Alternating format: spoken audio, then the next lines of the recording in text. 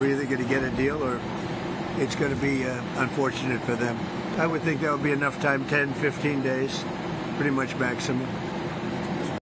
1 week ago today, President Trump issued what sounded like a 10 to 15-day ultimatum to reach a deal with Iran.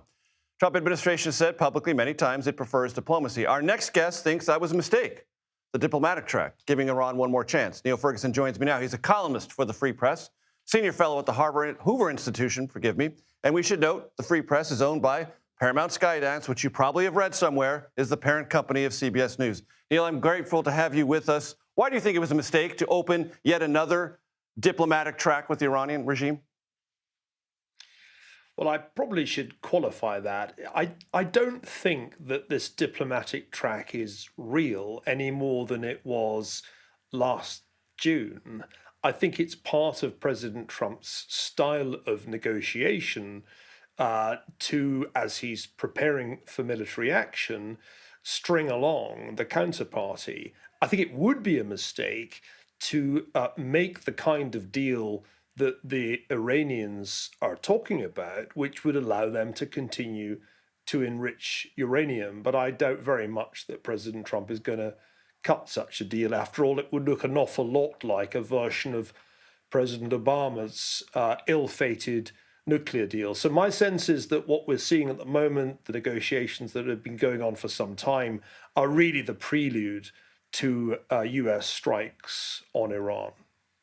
If I'm reading you correctly, Niall, what you're saying is the talks go on while everything needs to get in place on station, as the terminology goes, in the region militarily. And when everything is on station, ready to go, we have reached another threshold. I think that's most likely, given that the Iranian position hasn't changed.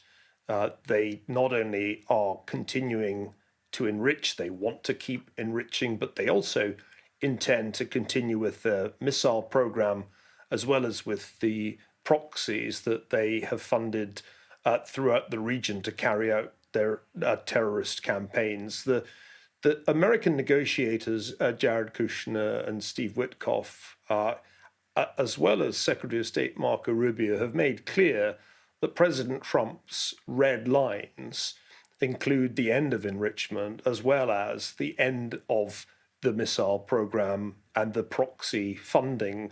The Iranians are not going to give ground on those issues. And so I think this is really just a kind of talking shop until military action is ready to go. Now, I give the administration credit. They have been very careful in this military buildup, which is the biggest we've seen since 2003.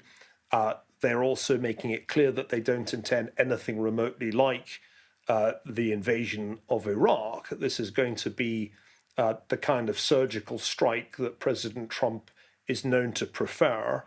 I think it's impressive that the chairman of the Joint Chiefs, Dan Kane, has made it clear to the president this is a much tougher operation than Venezuela.